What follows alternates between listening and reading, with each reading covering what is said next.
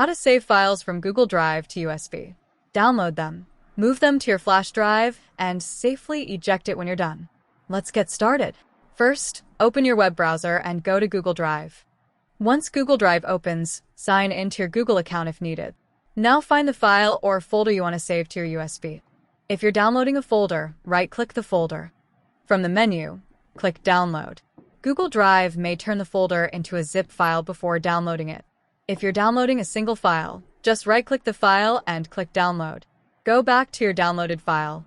At the top of your browser, click the Downloads icon, then choose Show in Folder. Find the file you just downloaded. Now right-click it and select Copy. Next, go back to your USB drive. Inside the USB window, right-click an empty area and select Paste. Give it a moment to finish copying. That's it. Your Google Drive files are now saved on your USB flash drive. Before removing it, click the USB icon in the bottom right corner of Windows. Then right-click your USB drive and select Eject. If this helped you move your files without the hassle, like the video and subscribe for more quick computer tutorials. Thanks for watching, and I'll see you in the next one.